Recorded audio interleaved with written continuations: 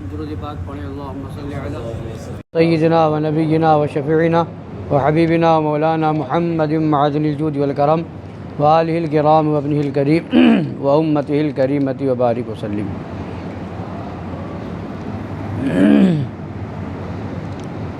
ارشاد الہی ہے، 16ویں پارے کی آیت ہے، قل لو کان البحر مدادا لکلمات ربی لنفد البحر قبل ان تنفد کلمات ربی ولو جئنا بمثلہ مددا۔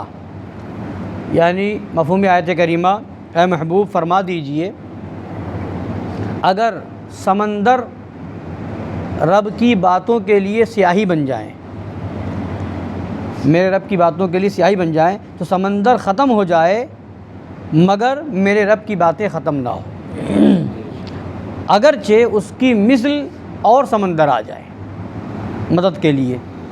تو فرمایا یعنی مفہوم یہ ہے، مطلب خلاصہ یہ کہ خدا کے کلمات یہ ہیں کہ اگر سمندر کو روشنائی بنا دیا جائے اور پھر خدا کے کلمات لکھے جائیں تو بھی رب کے کلمات ختم نہیں ہوں گے اور سمندر ختم ہو جائے گا، اس کی روشنائی ختم ہو جائے گی، اور اس کی مثل اور سمندر آ جائے پھر بھی رب کے کلمات ختم نہیں ہوں گے۔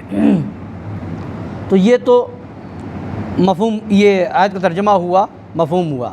اب یہ فرمایا کہ یہاں فرمایا گیا کہ لو کان البحر مدادا لکلمات ربی، اگر سمندر سیاہی ہو جائے کس کے لیے؟ لکلمات ربی، میرے رب کے کلمات کے لیے۔ اب معاملہ یہ ہے کہ علماء فرماتے ہیں کہ کلمات سے کیا مراد ہے، رب کے کلمات سے کیا مراد ہے؟ تو فرمایا، بہت سے علماء نے یہ فرمایا کہ کلمات سے مراد رب کی حکمتیں ہیں، بعض نے فرمایا رب کے مقدرات ہیں، بعض نے فرمایا کہ رب کی معلومات ہیں۔ تو یہ سب چیزیں ہیں، معلومات خدا، مقدرات خدا، یا یہ کہہ لیجئے کہ حکمت خدا، یہ سب اتنی ہیں کہ سمندر کو سیاہی بنا کر کے لکھا جائے پھر بھی ختم نہ ہو۔ مگر علماء محققین فرماتے ہیں کہ یہاں کلمات ربی سے مراد حضور پاک صلی اللہ علیہ وسلم کی ذات ہے۔ رب کے کلمات یعنی حضور، حضور کے فضائل، حضور کی نعتیں، حضور کے علم اتنے ہیں، حضور کے فضائل اتنے ہیں، حضور کے خصائص اتنے ہیں، حضور کی نعتیں اتنی ہیں کہ اگر سمندر کو سیاہی بنا دیا جائے اور پھر لکھنا شروع کیا جائے پھر بھی نبی کی نعتیں اتنی ہیں، نبی کے فضائل اتنے ہیں کہ کب نبی کی فضیلتیں ختم نہیں ہوں گی، سمندر کی روشنائی ختم ہو جائے گی، اور ایک سمندر نہیں، اس کی مثل اور سمندر آ جائے۔ بلکہ دوسری جگہ فرمایا گیا وَلَوْ أَنَّ مَا فِي الْأَرْضِ مِنْ شَجَرَةٍ أَقْلَامٍ وَالْبَحْرُ يَمُدُّهُ مِنْ بَعْدِهِ سَبْعَةُ أَبْحُرٍ مَا نَفِدَتْ كَلِمَاتُ اللَّهِ۔ دوسری جگہ قرآن شریف میں ہے کہ اگر روئے زمین میں جتنے درخت ہیں سب کو قلم بنا دیا جائے، وَلَوْ أَنَّ مَا فِي الْأَرْضِ مِنْ شَجَرَةٍ أَقْلَامٍ، روئے زمین میں جتنے درخت ہیں ان سب کو قلم بنا دیا جائے، وَالْبَحْرُ يَمُدُّهُ مِنْ بَعْدِهِ سَبْعَةُ أَبْحُرٍ، اور سمندر کو روشنائی بنا دیا جائے، اس سے لکھا جائے، اور یہیں تک نہیں، من بعدہ سبعۃ ابحر، اس کے بعد 7 سمندر اور ملا دیے جائیں، ایک سمندر نہیں 7 سمندر اور ملا دیے جائیں، پھر خدا فرماتا ہے ما نفدت کلمات اللہ، اللہ کے کلمات ختم نہیں ہوں گے۔ یعنی ساری زمین کی جتنے درخت ہیں سب قلم ہو جائیں اور سمندر جو ہے وہ روشنائی ہو جائے، اور جو سمندر موجود ہے اس کے علاوہ 7 سمندر اور مل جائیں، پھر بھی کلمات الہی ختم نہیں ہوں گے، یہ سارے درخت کے بنے ہوئے قلم ختم ہو جائیں گے اور یہ ساری روشنائیاں سمندر کی ختم ہو جائیں گی، 7 سمندر اور مل جائے وہ بھی ختم ہو جائے گا، مگر رب کے کلمات ختم نہیں ہوں گے۔ اور کلمات سے مراد نبی پاک صلی اللہ علیہ وسلم کی ذات، نبی کی نعتیں، نبی کے فضائل، یعنی نبی کے فضائل یہ ہیں، نبی کی عظمتیں اتنی ہیں، نبی کے علوم ایسے ہیں کہ یہ سارے درخت قلم بن جائیں اور سارے سمندر روشنائی بن جائے اور اس سمندر کے بجائے 7 سمندر اور آ جائیں، پھر بھی نبی کی نعتیں پوری نہیں ہو سکتی۔ آپ دیکھیے زمانہ جب سے ہے نبی کی نعت پڑھی جا رہی ہے۔ زمانہ نہ تھا پھر بھی نبی کی نعت تھی۔ قرآن تو کلام الہی ہے نا، کلام الہی صفت الہی، اور جو خدا کی صفت ہے وہ ازلی ہے، ابدی ہے، ہمیشہ سے ہے، ہمیشہ رہنے والی ہے۔ خدا کی صفت ہمیشہ سے ہے، ہمیشہ رہنے والی ہے، اور قرآن کلام الہی ہے، خدا کی صفت ہے، تو یہ قرآن ہمیشہ سے ہے اور ہمیشہ رہے گا۔ اور قرآن میں کیا ہے؟ نبی کی نعت ہے۔ قرآن میں کیا ہے؟ نبی کے فضائل ہیں۔ تو نبی کے فضائل جب کچھ نہ تھا تب بھی نبی کی نعت تھی، جب کچھ نہ ہوگا تب بھی نبی کی نعت ہوگی، اس لیے کہ قرآن نبی کی نعت بیان کر رہا ہے۔ اور پھر جو چیزیں کم ہیں ان کا ہم اندازہ نہیں لگا سکتے۔ قرآن پاک نے فرمایا قل متاع الدنیا قلیل، اے محبوب آپ فرما دیجئے کہ دنیا کی پونجی تھوڑی ہے، دنیا کی پونجی تھوڑی ہے۔ تو جو دنیا کی پونجی تھوڑی ہے، قرآن جس کو تھوڑا کہہ رہا ہے، تو دنیا کی پونجی کتنی ہے ہمیں پتہ ہے؟ ہم نہیں اندازہ لگا سکتے۔ ارے ایک دوسرے کے پاس کتنا ہے ہمیں نہیں معلوم، آپ کے پاس کتنا پیسہ ہمیں نہیں معلوم، آپ کتنے پیسوں کے مالک ہمیں نہیں معلوم، ہمارے پاس کتنا ہے آپ کو نہیں معلوم، تو ایک دوسرے کا نہیں معلوم۔ پھر دنیا کی جو پونجی ہے، جو دنیا کے ساز و سامان ہیں، جو دنیا کی کمائی ہے اور دنیا کے پیسے ہیں، دولت ہے، ساری چیزیں ہیں، وہ پھر کس کو معلوم؟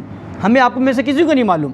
تو وہ سب مل جائیں، پوری دنیا کی کمائی مل جائے، پوری دنیا کی دولت مل جائے، تو قرآن کہہ رہا ہے قلیل، قل متاع الدنیا قلیل، اے محبوبہ فرما دیجئے دنیا کی پونجی تھوڑی ہے۔ تو تھوڑی کا یہ عالم ہے کہ ہمیں نہیں معلوم، آپ کو نہیں معلوم۔ اور نبی کی شان یہ ہے کہ نبی کی عظمتوں کی جب بات آئی تو خدا فرماتا انک لعلی خلق عظیم، اے محبوب آپ عظیم خلق پر ہیں، بڑے خلق پر ہیں۔ تو تھوڑے کا تو اندازہ نہیں تو بڑے کا کیا اندازہ لگے گا؟ جب خدا نے نبی کے بارے میں فرمایا وعلمک ما لم تکن تعلم وکان فضل اللہ علیک عظیما، اے محبوب جو آپ نہ جانتے تھے اللہ نے سب بتا دیا، وکان فضل اللہ علیک عظیما، اور آپ پر اللہ کا بڑا فضل ہے، آپ پر اللہ کا بڑا فضل ہے۔ تو یہاں بھی بڑا فضل ہے، خلق عظیم فرمایا جا رہا ہے، اور اس کے آگے کیا فرمایا؟ انا اعطیناک الکوثر، اے محبوب ہم نے آپ کو خیر کثیر عطا فرمایا ہے، ہم نے آپ کو آب کوثر عطا کر دیا، خیر کثیر عطا فرما دیا، ساری کثرتیں عطا فرما دی۔ تو جب قلیل کا یہ عالم ہے کہ پوری دنیا کی پونجی تھوڑی ہے اور تھوڑی کا حساب نہ ہمیں معلوم نہ آپ کو معلوم، تو جب تھوڑے کا یہ عالم ہے نبی کو تو خیر کثیر عطا کر دیا گیا ہے۔ جب تھوڑے کا اندازہ نہیں تو زیادہ کا اندازہ کون لگا سکتا ہے؟ تو نبی کی نعت جب بھی ہو رہی تھی، فرشتے نبی کی نعت بیان کریں، مخلوق نبی کی نعت بیان کریں، نبیوں نے نبی کی نعت بیان کی، صحابہ نبی کی نعت بیان کریں، شجر و حجر نبی کی نعت بیان کریں، اور ہم اور آپ بیان کریں، دنیا جب تک قائم رہے گی نبی کی نعت بیان ہوتی رہے گی۔ بلکہ فرشتوں کا معاملہ یہ ہے کہ 70,000 فرشتے صبح، 70,000 فرشتے شام نبی پر درود بھیجتے ہیں، نبی کی نعت پڑھتے ہیں،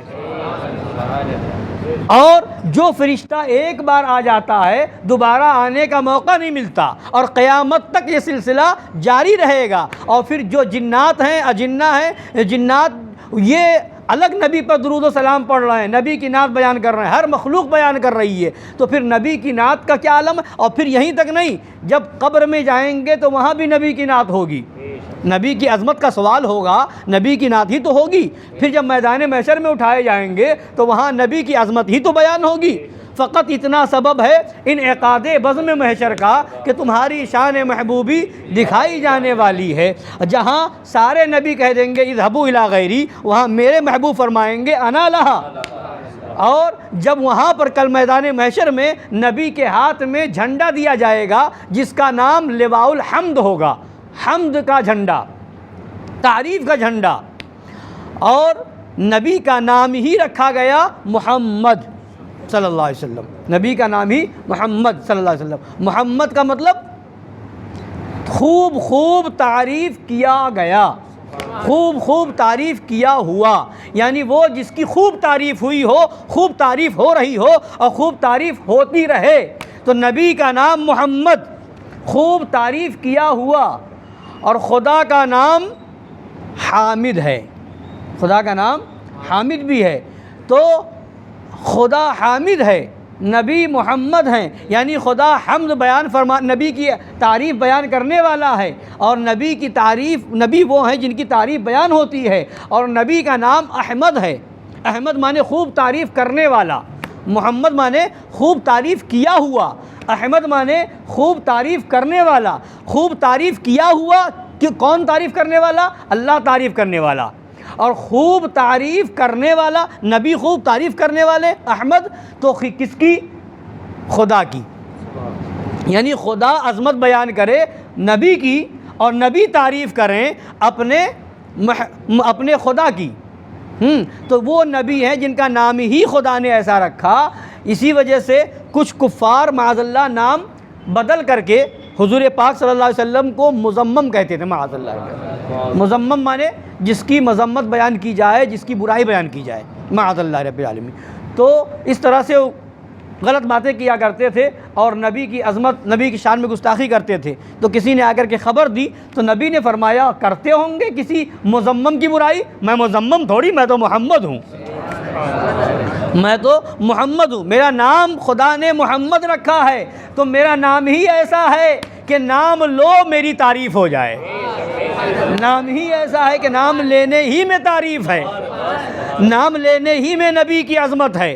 اور حضرت سیدنا امام بوصیری نے قصیدہ بردہ شریف میں بڑی پیاری بات فرمائی، فرماتے ہیں دع ما ادعته النصارى في نبيهم وحكم بما شئت مدحا واحتكمي، اور فرماتے فإن فضل رسول اللہ ليس له حد فيعرب عنه ناطق بفمي۔